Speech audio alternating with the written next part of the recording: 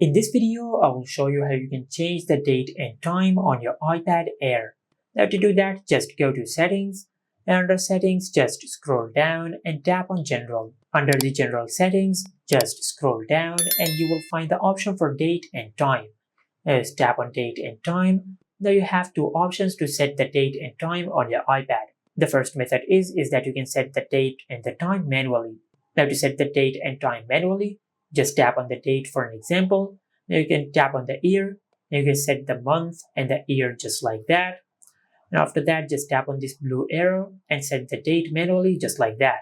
After you've done that, now just tap on anywhere on the screen to save the changes. And you can do the same thing with the time. And just tap on anywhere on the screen to save the changes. And after you do that, you will change the date and time on your iPad Air. But what I recommend is just enable set automatically.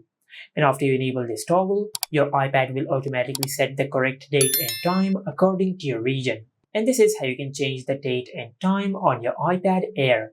Make sure to like, comment, and subscribe. Thank you for watching.